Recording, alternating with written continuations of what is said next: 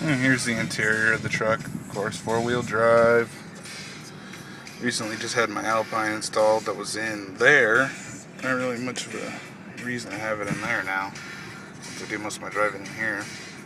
iPod connectivity. And I had the windows tinted too. I got double limo in the back. And I've got, I guess it's medium or dark on the side. You know, whatever's California state legal. To live in this god-awful state. Let's see. I'll take you for a little cruise. See how she drives. Now, something that's a big deal for me, you know, I test drove a lot of trucks before I bought this one. Most of them were Fords. I only drove one Cummins. Wasn't too impressed. You know, I work with Cummins a lot, but I've never been a huge fan of the ISB. That being said, I was mostly looking at the Power Strokes because, you know, I'm a Ford guy. So that's just, I don't know, I guess where I migrated to. I wanted a Ford truck.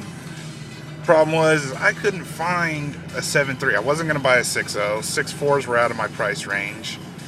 You know, and it's just something that I wanted. I wanted it. I really did. But for the money, you know, what I got on this, I mean, look, it's got 113,000 miles on it. 113.6. Almost 113.7.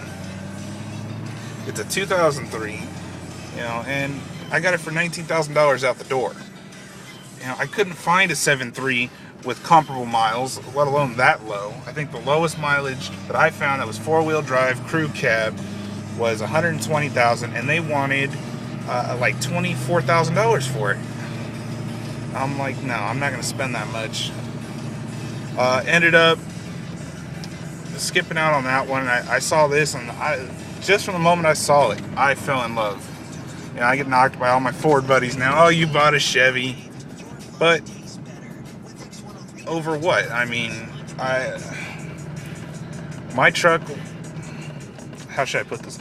My truck is definitely faster than theirs, I'll tell you that. And my buddy Miles, he has a 7.3, and it's no competition. You know, and everything I hear is that the Fords, they outpull these, you know, tow-wise, the Fords and the Cummins can tow more. Maybe. But this is a hell of a truck. And I absolutely love it. I love the color. You know, again, the Ford I was really interested in, the one that was going for like $24,000 or whatever it was white. And the last thing I want is a white truck to go with my white car. You know, and this is vibrant. It jumps out. People look at you in it. You know, look at you know, even without all the fancy lift kits and shit like that. So that's just my thing with the truck. I love the truck. I know I've said that a lot. I'm thoroughly surprised with it. To be quite honest, I never saw myself buying a Chevy Duramax. It was just because I was a Ford guy. But, you know, sometimes something happens where you just can't pass up on a deal, and I just felt like this is that deal that I couldn't pass up. Especially now with these miles and the condition the truck's in. I mean, the paint, the truck looks like it's been garage kept. You know, it looks that good. There's no fading on the paint. There's no major scratches. Little dings here and there, but the truck was driven. Previous owner had a fifth wheel in it because there are holes drilled in the bed of the truck for a fifth wheel, as well as the electrical plug. If I had to make one complaint about the truck, it would be the suspension. The suspension on this one, and I'm sure it's just the dampeners, are extremely stiff. I mean, just almost unbearably stiff. Oh, get out of the way for this guy. So,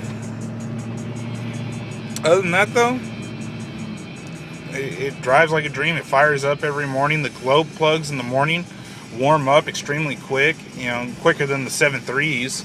You know, this only takes a couple seconds for the glow plugs to completely warm up. So, anyway, that's just my analogy of the truck, I guess.